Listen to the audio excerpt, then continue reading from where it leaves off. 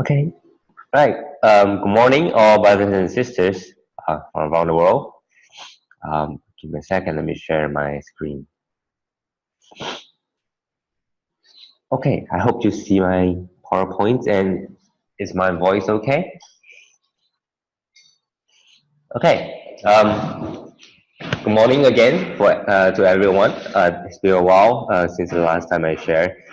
Do you remember the last time when I was here? I shared about at that time our South African volunteers. They were here together with us and shared a few stories of our volunteers over there, their life, and how diligent they are, even in such a rather difficult situation over there. But today, I want to share another different view of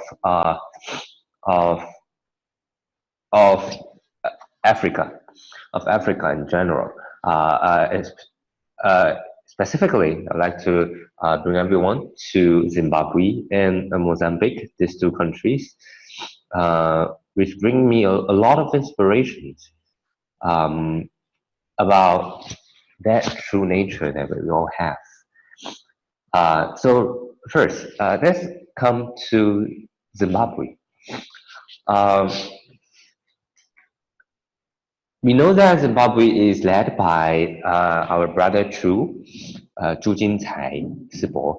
Brother Chu has been there for quite many years. But actually, Zimbabwe's Tsuchi only just began about these past 5 to 6 years. It's not a very long time, but it has been prospering very much. Yeah, and it's also a very difficult task because up to now we only have Brother Chu as the only Chinese over there, but he has led thousands of local volunteers together.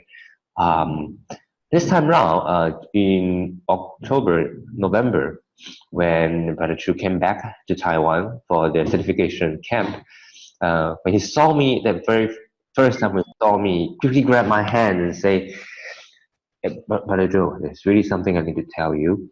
The situation in Zimbabwe is now really bad, very, very bad. What happened is they had election this past August. And although in September the election has been completed, but what happened is the new team and the old team, although they are actually in the same party, but the new and old teams were really against each other. Well, the past team has been leading the government for many years, and of course a lot of corruption has been happening. The new team has been trying to eradicate this situation, and so there were these conflicts happening, and the businessmen that's been connected with the this old team wanted to try to cause trouble to the new team. So they purposely pull up the price of all the fundamental, very basic household necessities, including like salt, sugar, or the what do you call it,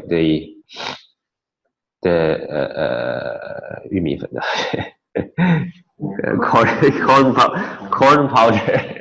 Sorry, corn powder. In such a situation, there was really too much. Take for example, 1 kg of salt in the past would cost, well, it was 5 cents US dollar. If in NTD it would be $15. But now it costs $3 USD. That's almost 100 NTD. So this almost 6 to 7 times inflation. in all these very, very basic necessities is a very other situation, because that would mean that all the poor people would have no way to buy any of such things, salt, sugar, or even their basic staple, that is that corn powder. And so what happened is, over there we have 40 over soup kitchens over there, but in the past, uh, maybe one day we have about 200 people coming in to have a meal over here, but now we have 600 coming in, and more people are lining up because that is their only meal that they could have. And of course, this such a situation over there. In fact, I also heard from Brother True that in Zimbabwe, the percentage of unemployment is 80%. Could you imagine? 80% of the people have no sustained career. Uh, so what they could only do is those very small little jobs. And in such a situation, who will be possible to buy even such basic necessities? So this is what we have now over there in some of our kitchens. What we could give them was only the corn powder plus a bit of sugar and salt. Just the two plates, there's sugar and salt, and that's it. And that's it. That's the only thing we could have given them, and that could have been their only meal that day. And in the past, we served about 2 to 3 days a week, but now for some of the very, very serious places, we have to serve every day. In fact, very interestingly, is the city area that is the most hardly hit, because those people that live in the city, they have no way to get their food sources. Well, on the other hand, those lives in the rural places, they could still plant their own things or go into the mountains and just grab some roots or shoots to eat. Yeah, but those in the city, there's no way. It's everywhere just concrete. So they need their only sources of food could be just our soup kitchen.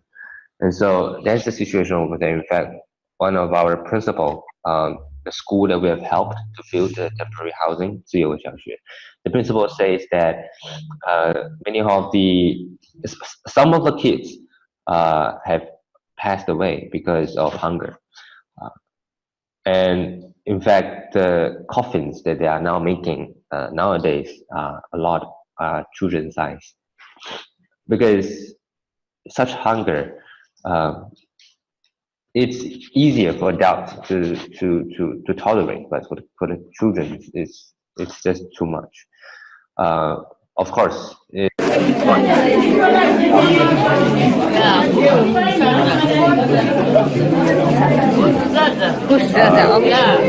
for the elders,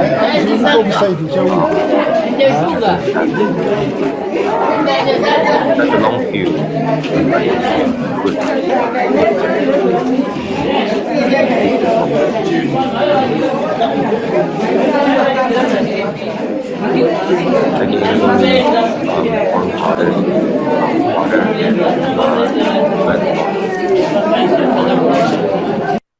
So there's a situation over there, and in fact this year there was also cholera outbreaks in Zimbabwe, and so Brother Chu has been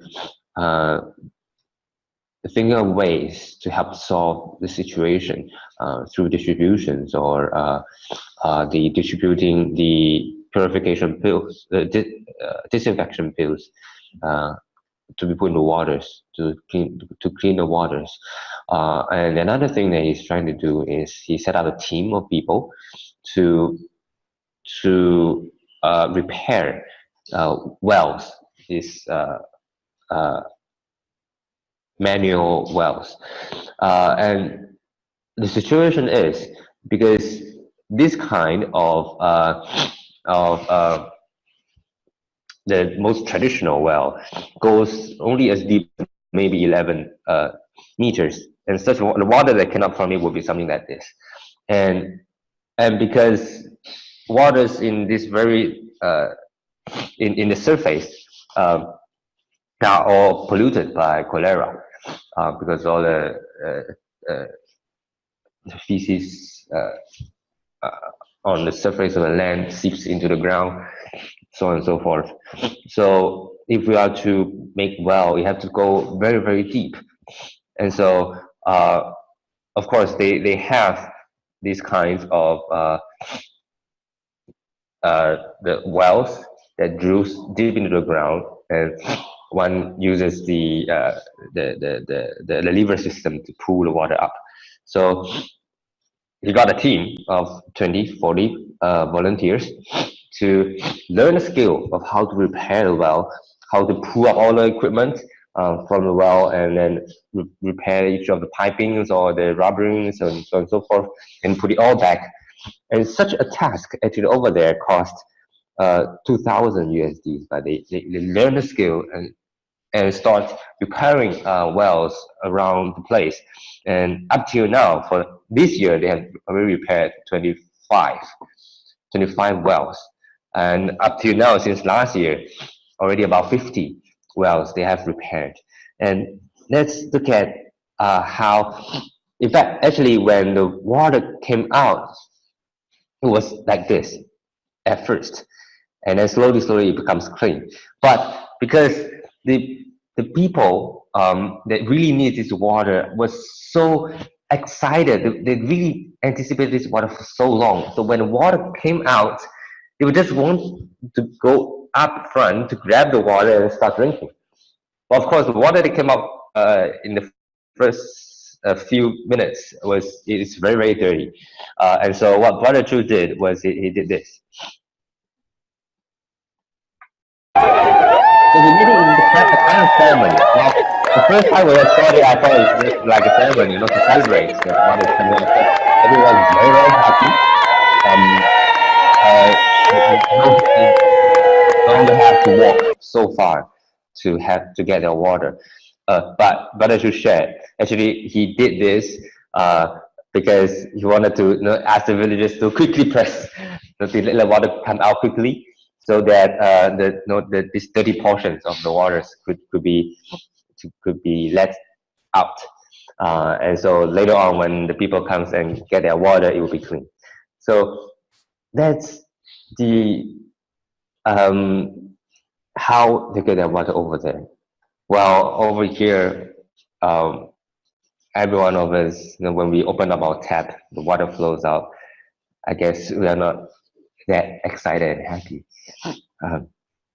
And really, we are blessed.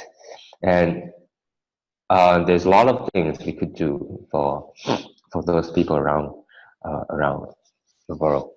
Let's go to another country. It's called Mozambique. Mozambique is we went to a school this is a school in Maputo, and it's called the Lavela Primary. This primary school has 6,100 over students, and it only has 27 classrooms. This school split its school into four, essentially, because there's just too many students. And so from 6 to 9:55 was their first session, about 1,000 over students coming to attend classes. And then after that, it's another whole group of students coming in from 10 to 12:55, and so on and so forth. Even until 5:45 to 9 at night, there's yet another tier of students coming for classes. But within these 27 classrooms, only 5 have lights. And so such a school, you see the classroom, it's 70 to 80 students in one classroom, completely filled. Only about the later half, the back half of the students will have tables and chairs. Those in front will be sitting on the floor. because there's just too many students. So the classrooms are really not enough, and so they have to build these very shabby temporary classrooms, and that's included in the 27 classrooms just now.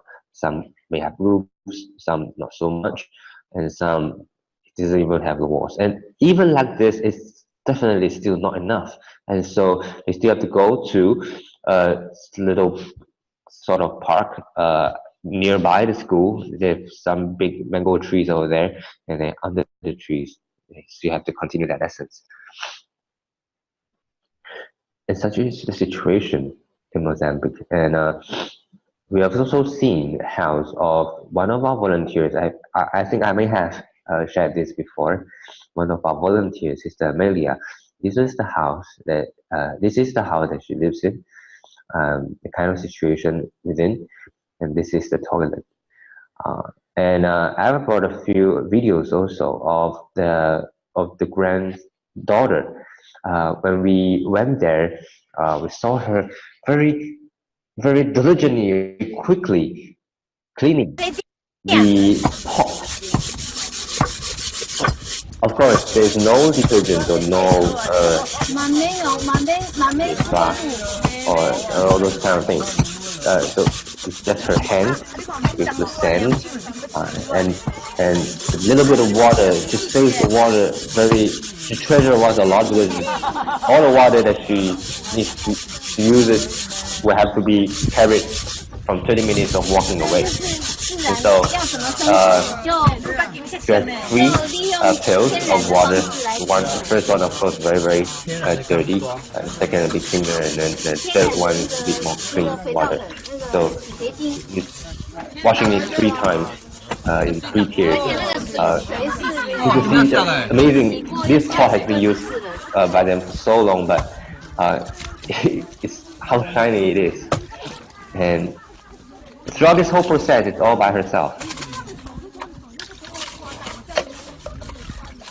And then after washing the pot, we saw her come into the back garden of the house and then taking up leaves of these typical plants. And then after that, putting into this thing to really amazing. No, exactly like you, 9 years. And after that, of course, you could imagine you still have the light on fire. And so it's all done by her. You could tell definitely that this process, she has done it for many years by herself.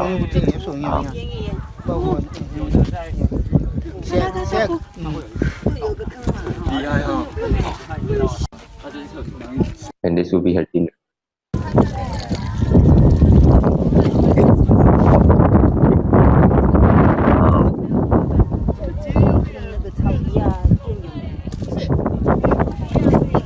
The water that they get, they need to walk 20 minutes away to this small little pond.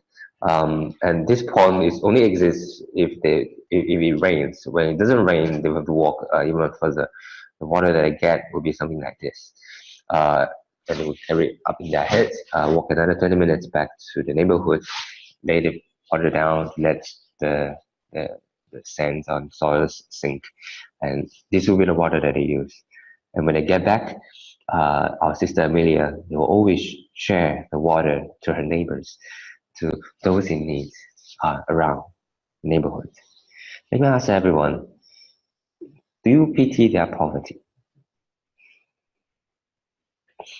Let's keep this answer in our hearts, and let me continue very quickly. Our sister Amelia chose not to be a care family. Some of our care families, they ask, why don't we just be taken care by Tsuji? Tsuji taking care of us so much, giving us the things, bringing us programs.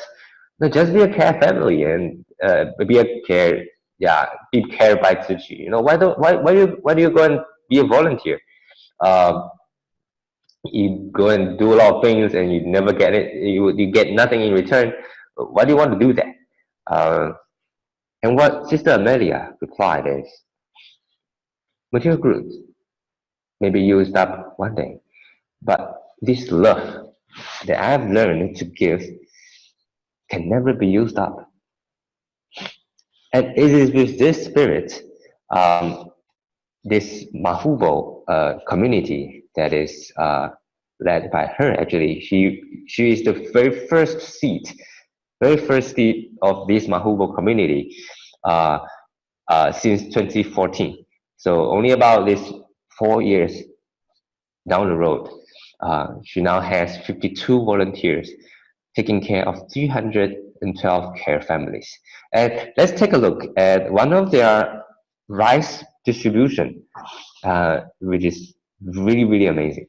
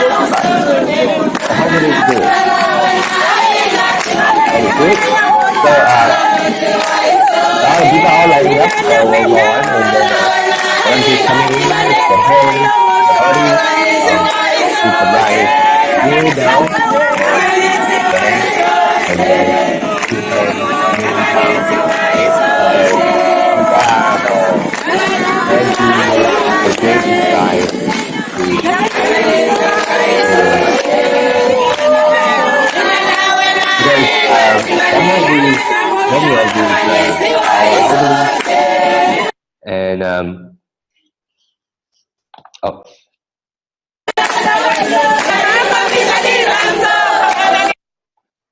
Okay, sorry.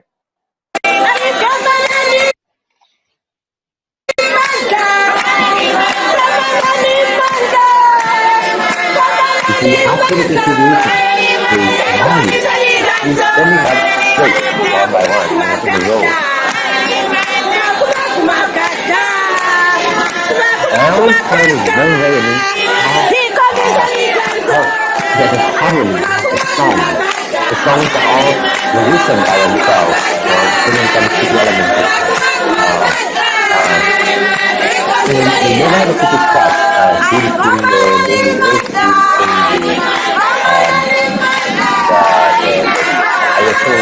the harmony.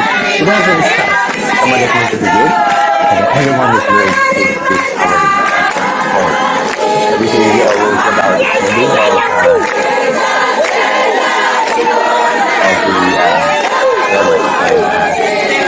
just too excited to have this song that they are singing Salami Salami compared to Farewell Goodbye. It's that goodbye song. And then the dialect, the local dialect, like over there, we need to translate short into Chinese, and then translate to English, and the official language is Portuguese, and then another translation. Okay, so almost the end of when we have something amazing to do how they we have this strong family, all of them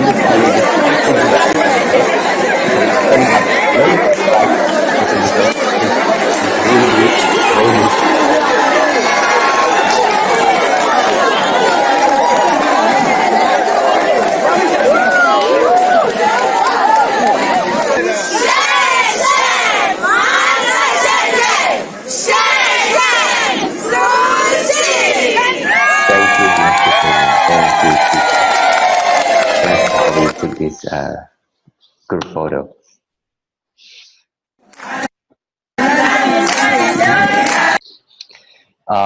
Really amazing. I think how during such a distribution when we were there, that ceremony itself, what I felt was it was not a ceremony of us giving the program, on the stage, while the people down there were listening and participating. It wasn't this sort of relationship. But on the other hand, is everyone, including the care families, uh, we were all part of this ceremony. We are all part of this this 法会, that everyone's singing, everyone's voice, they donate their singing, their voice to this whole atmosphere, and everyone is a part of this wholesome, amazing atmosphere, in giving out joy, giving out support, songs, and respect, gratitude to everyone else. And so, in this way, it's another interweaving of togetherness, that they really break the mystical view of what a program or a distribution is. And so, in sedative distribution, it's no longer, what I feel deeply is no longer like we have materials and I'm giving this to, and you need it and I'm giving this to you. It's not this kind of top-down relationship, but a very merged together. Who is giving? Who is receiving?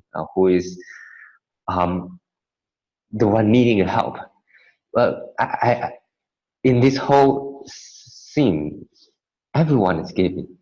Everyone's together in this whole atmosphere, and that's what I find really, really amazing. And of course, you could also see the discipline, the how of the care families themselves, and how they were really, really obedient. And in fact, the way they sit, they separate the females and the males also. It's very much like a group sharing or a class, a lesson in Tzu. Every one of them are very familiar and also very deep into their hearts the Tzu's lessons and ideologies. It's all part of them already.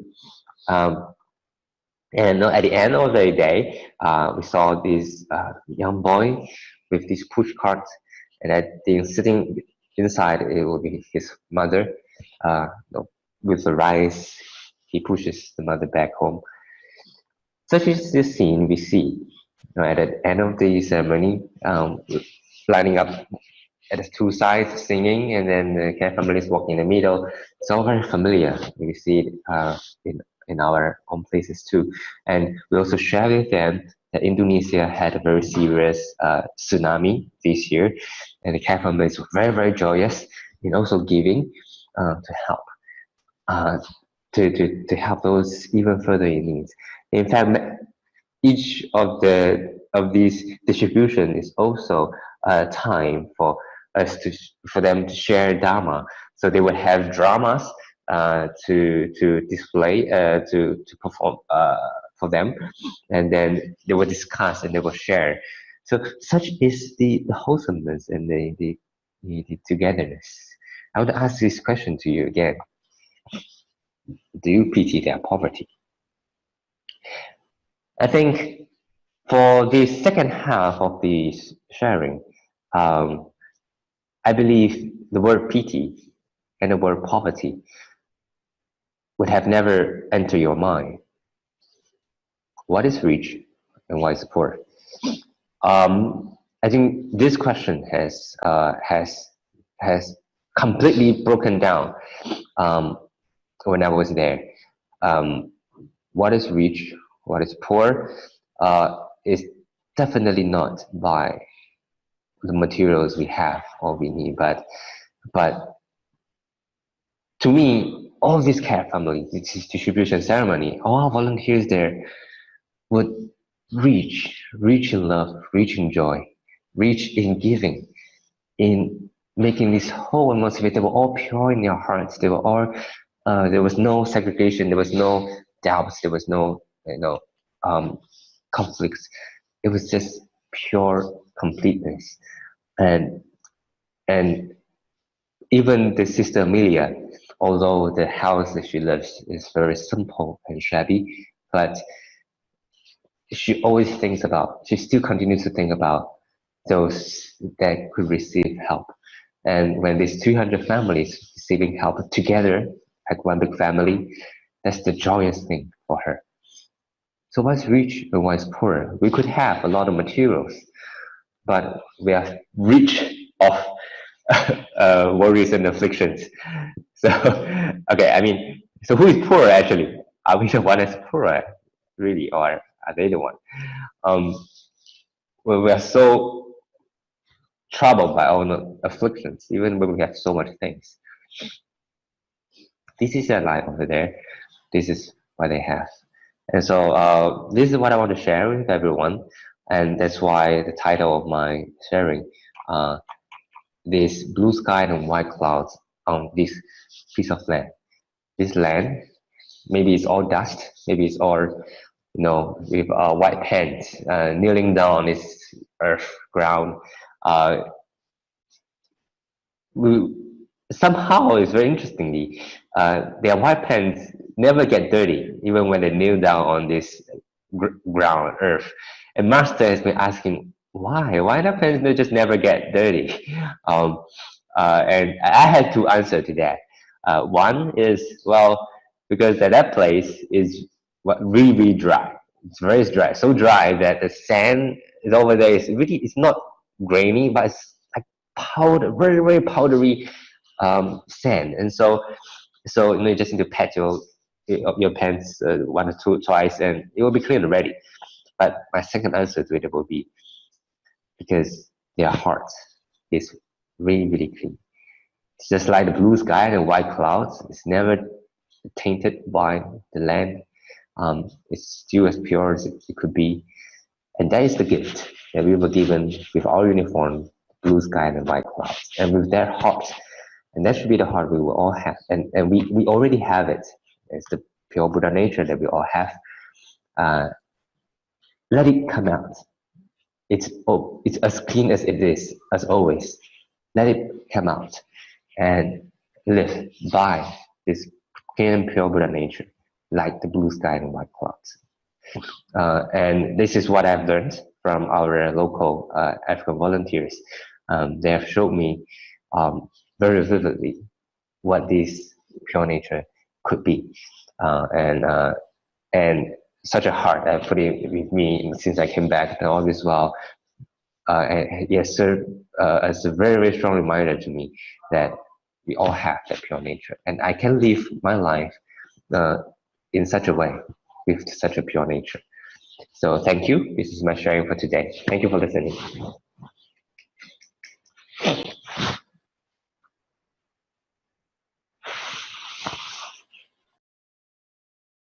Brother Yoke, for such wonderful sharing.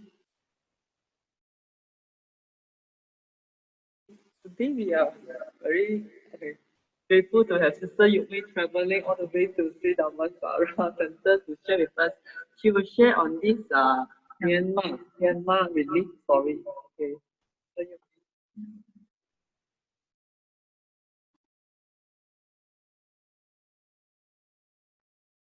Good morning, everybody.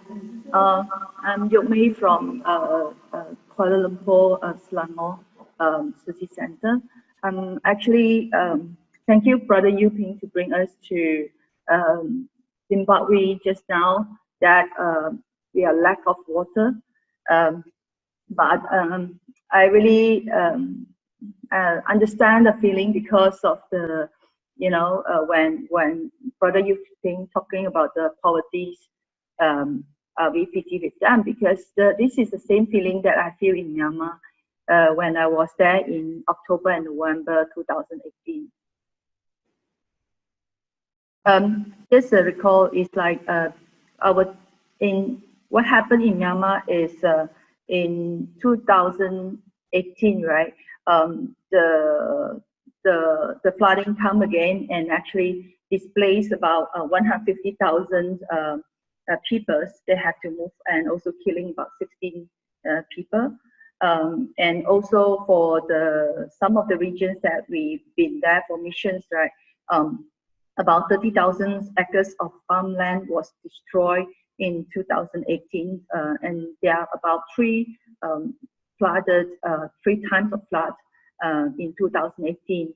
And what happened is like, this is the sole income for all the farmers. And every time they actually have to borrow money to buy the seeds, and after they plant and they're waiting for harvest. But unfortunately, a few months later, then the flood come again and again. They borrow more and more money. So each family average, they owe about a few $100,000 of their own Myammar money that they hardly can pay their interest.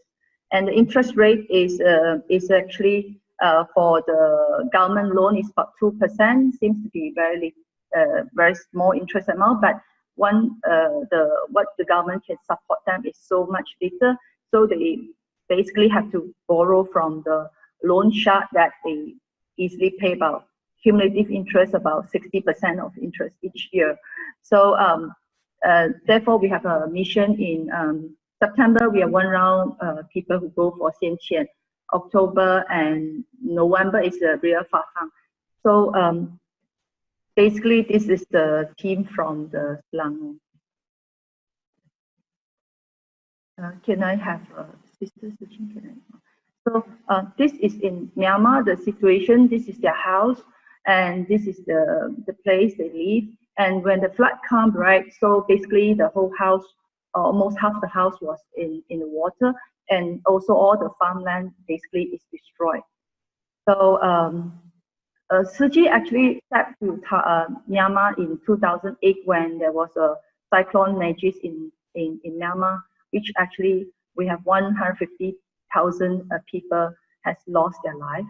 And at the time is the Myanmar is still under the military government, and therefore it's very difficult for the NGO to go in, but Suji is the one that we can step into the Myanmar. Then our love actually started in 2008, mainly handled by pinning team and taking care of the Myanmar.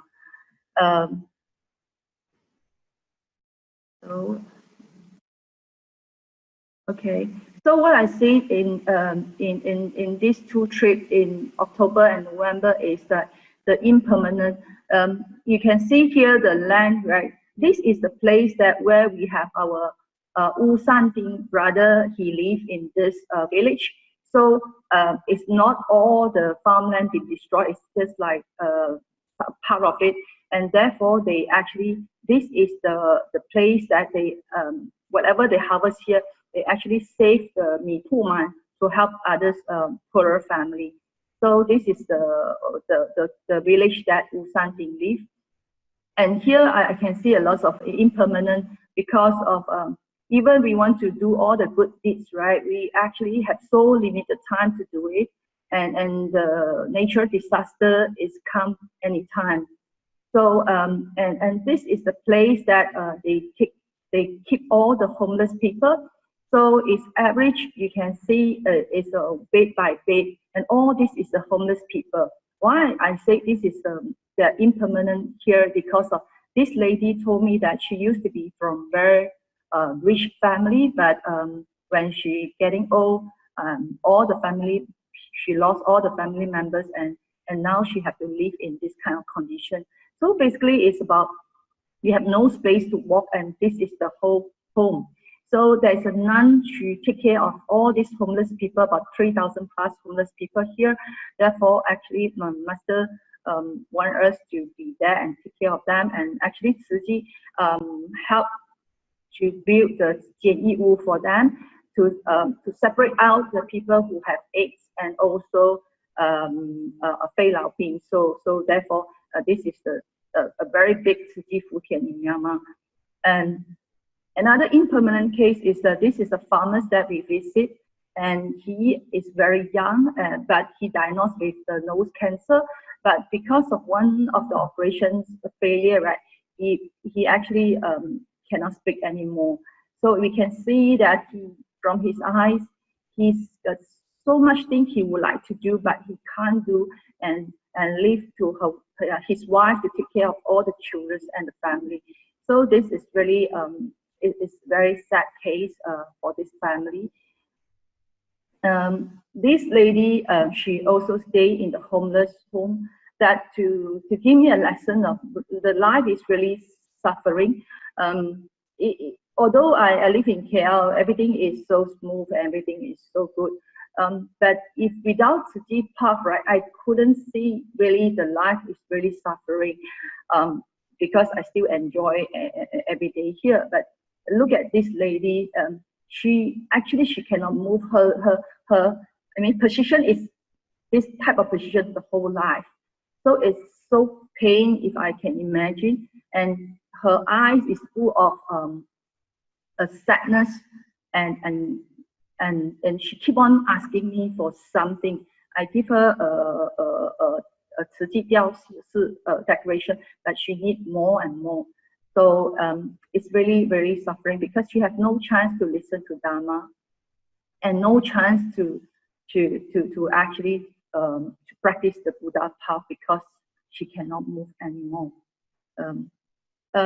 But what I also say is like, there's everyone can be Buddha. This is actually in the Lotus Sutra, because when I met Wu Santing's brother Wu Santing and Wu Ding-tun, I think everybody know that Wu Ding-tun actually started with the Myammar. He's the first of this Myammar sit-on from the farmers becomes a Tzu Chi volunteers, and Wu Santing actually commissioning this year. And I think not actually very few of us know that when Wu Ding-tun, he actually, when 3-in-1, the Lemon San may know that he keep the rice before he cook. Therefore, the Lemon San actually want to interview him. Then he's that's actually after lunch. Then the 3-in-1 say that brother, we know that you save the rice before you cook. Can you do it one time that we can record in the video? So then when open up the rice tank, right? Actually, the rice tank is just left the last grab of the rice. That's all Wu Ding-tun has. But without hesitation, brother Wu Ding-tun, he just grabbed the last one and put into the Myammar. And at the time, the 3-in-1 actually was shocked, because he said that, oh my God, so is that all you have? He said yes. So then the Lemon San may say, hey, brother, you just record, you know, why not you put it back? If without that, you do not have food for your dinner. But brother Wu Ding-tun said that it's okay, because you know, more people actually suffer, more suffer than me. So this is the Myammar, means the Myammar to help people. So how can I put it back to my rice tank? So actually, this story really inspired me, because of my, you know, in Malaysia, we used to eat 120% full. You know, we are full, but we eat more and more and more. And but with Wu Santing brothers, I really he really inspired me a lot, and we have a home visit together. He actually inspired the farmers and teach them on not using the pesticide in their farming.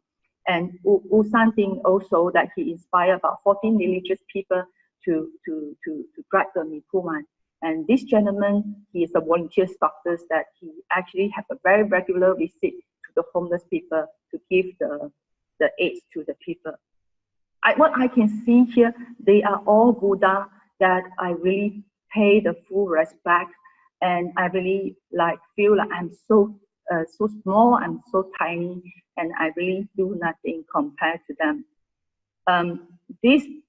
When we go to the Wu Santing's brother village, right, we need to have in the ride for 2 hours into one village. Then after that, we move to a small vehicles for 1.5 to 2 hours. So all these people actually, they are in this truck is not to come and get something from us, but what really touched my heart is they come along for 2 hours in this kind of lorry, for carry about 50, 60 of them. They are so happy that they carry a Myammar, because in a couple of months ago, right, when their village was flooded, so Tzu Chi gave them the seed of the rice, and now they actually have keep all the rice tank, and now they are coming to the point that to donate to Tzu Chi that we can distribute to the poorer people. So this actually tell me that I really pay a lot of respect to all these family members in Myanmar, because they use all their love and all the way to donate, just to donate. But is it very easy in the Buddhism path? But it's not an easy path, because the truck actually stuck in between that you know, in the hole that they cannot move. So and the people have to dig the hole and remove the wheels, that they can move forward for donation. It's actually when I look at what we saw this, because we are with them. So it really think of like in Malaysia, or we can give easily, you know, we have something to give, we have somebody that we can give. But for them, giving is also not easy. And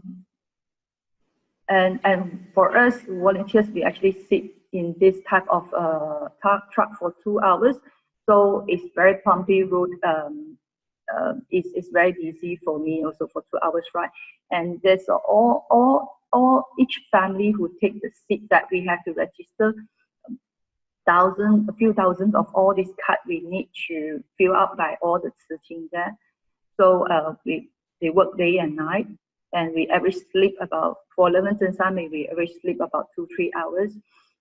For the normal volunteers, they just can sleep 1 hour more, that's it. And I can just show this video for a while.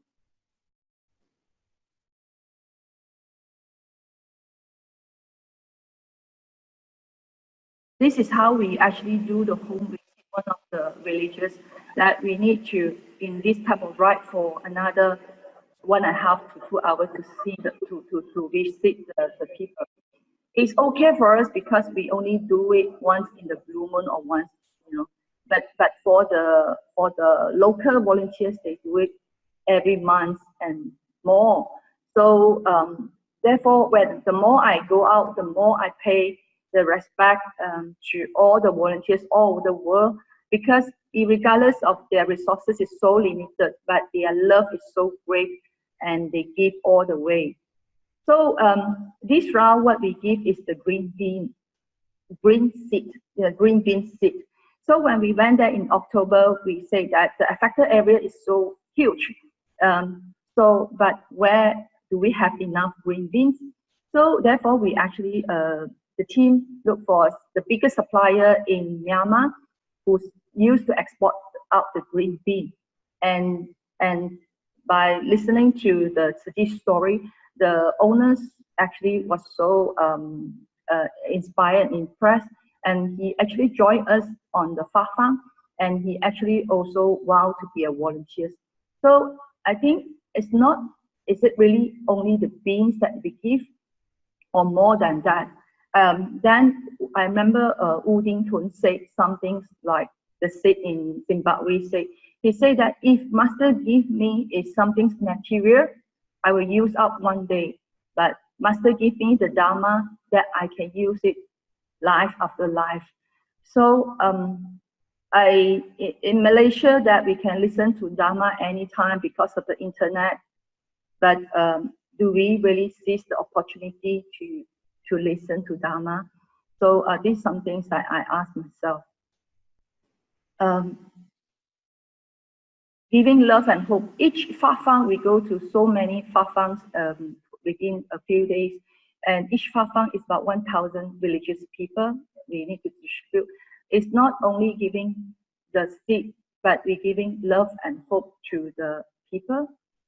And here, like at this moment, I'm just a tree that all the children like to climb on me, because I'm the tree now, so you just climb, because although it's very difficult situation, but I think we should have fun, should have joy, and this is I'm always a tree at the time, so they all climb out on me. Other than At the same time, we also giving the dharma. We actually printed all this Jing in the paper to stack on their wall, and also in the distribution rice, the bean bag, right? We also choose different type of Jing to the people there. This lady, when we have a hudong, right? She looks so sad. So I danced with her, and we have lots of joy together.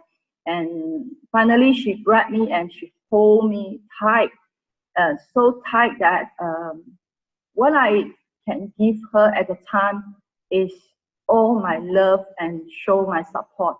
Although we cannot communicate, I do not know their languages, but I told her that I'm here with you. But she seemed to be, she know what I mean, and she hold me tighter. And lastly, she told me that she actually is a widow. So because in 2008, right, when they have a typhoon in Myanmar, a lot of kids lost their father, or lots of women lost their husband because of they actually let the women and children go first. So in Myanmar, a lot of widows. So she is a widow, and she has a child who are blind, and she needs to take care of the farm by herself and to raise up 3 children. So it's such difficult, and all the neighbors are same situation, almost the same situation with her. And she was so touched that we are there at that moment. And when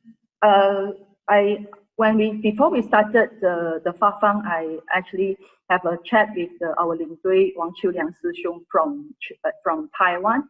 I asked him, brother, how do you feel about this Fafang? What should I do? He said that no, we have to be. This is a Fa Hui, so we have to be 戒身虔诚. So it's really, it's not about Fafang. It's about each of us is represent our Master Cheng Yen in Myanmar. So it's not about me or you or what's your name. It's about us as a team. So in this home visit, right, Brother Wu Ding Tun, he actually inspired this farmers to be another state in Myanmar to encourage people to keep the rice bank. And when we are in Myanmar in this home visit, in this visit, suddenly there are 2 girls, young girls, run to us. They are so happy and very joyful, and they say that, oh, we finally found you guys, Lan Tian Bai. We asked what's happening.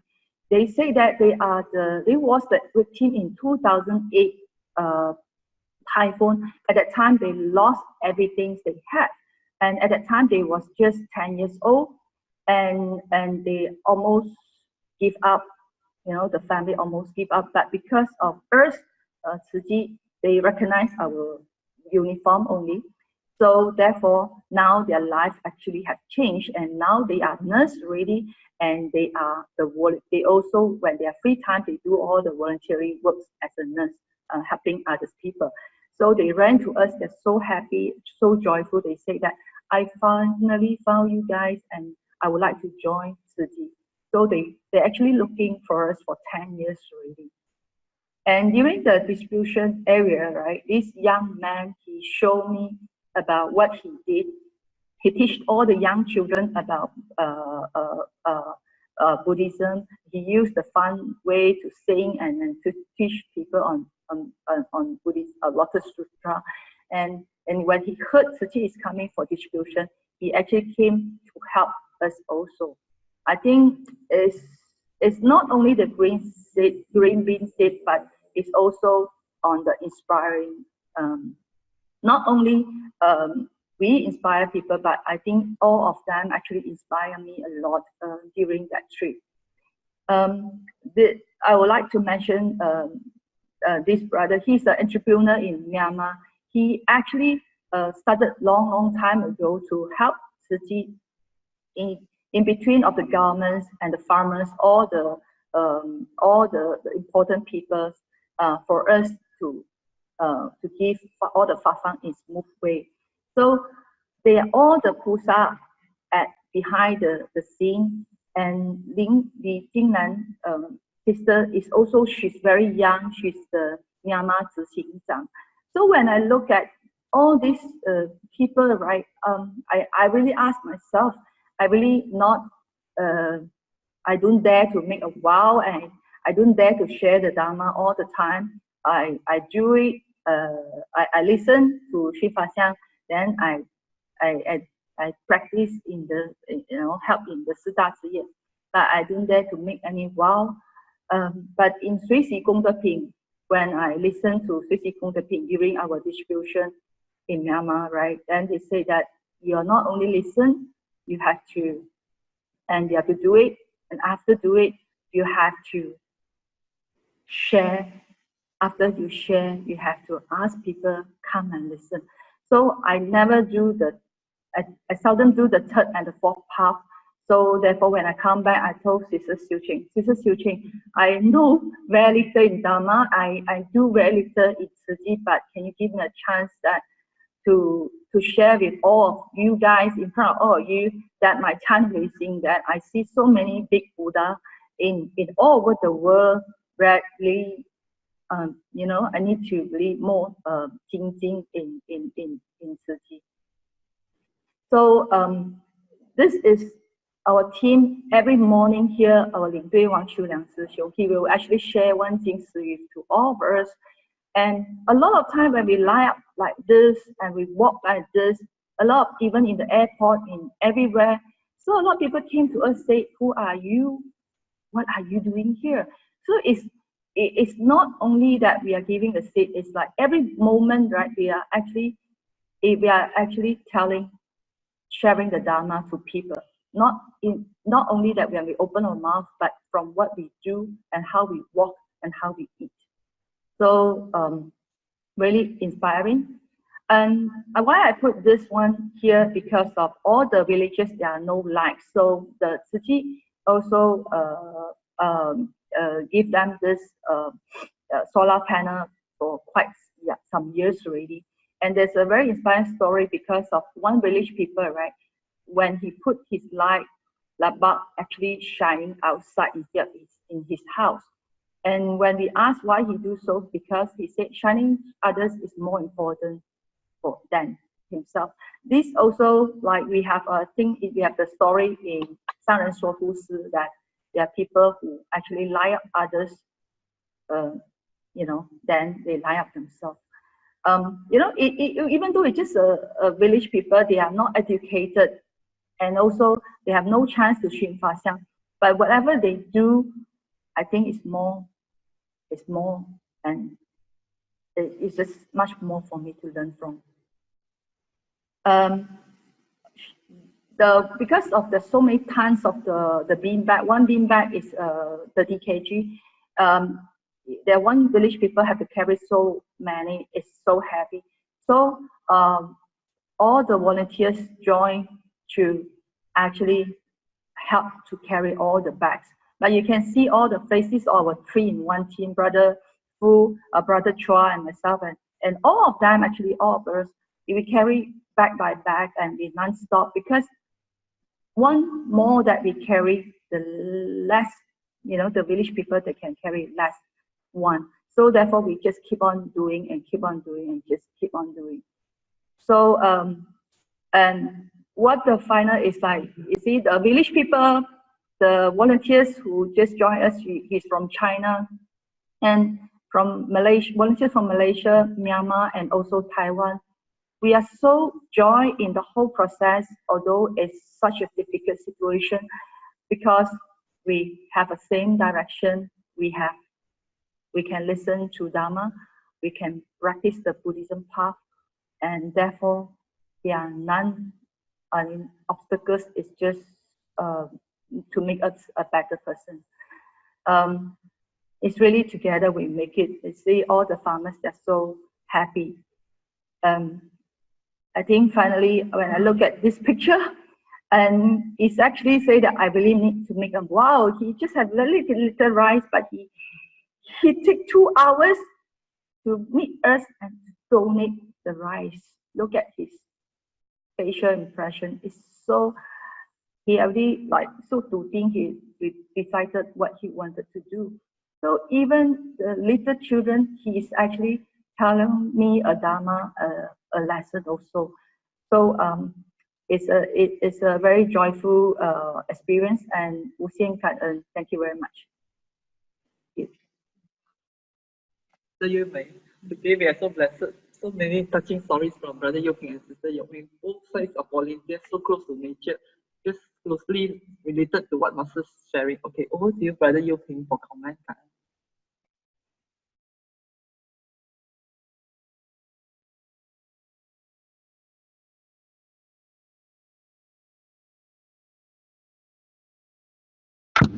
Thank you, Sister Yokme, for the sharing. It's really amazing and touching.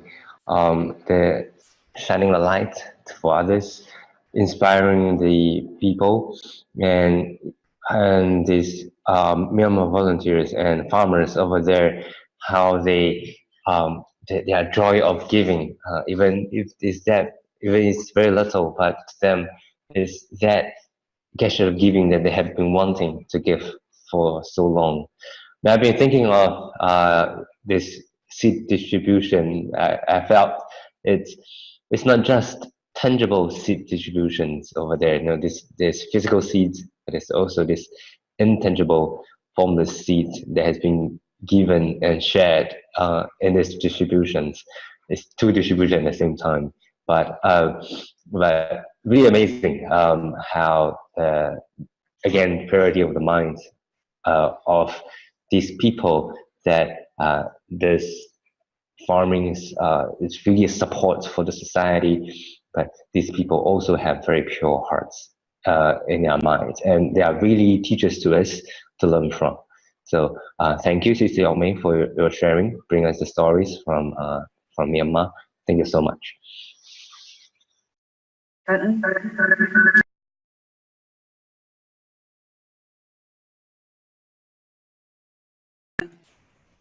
earn Brother Yoke and Sister Yimei for lots of heartfelt, touching, and wisdom sharing. Can earn Pusa, brothers and sisters, for your presence today. Hope that each of us could sustain the Dharma joy and take in another piece of Dharma masters and fall in love to our life. Let us please make 3 vows to the Buddha and Dharma Master as we depart to apply these teachings in our daily life. Let us pay our respects to our teachers of life universal truth. Palms together. First bow. Second bow. Third bow. Ka'an, brothers and sisters. See you next Saturday. Ka'an, Brother Yoke. Thank you all. Thank you. Bye-bye. Bye. Bye.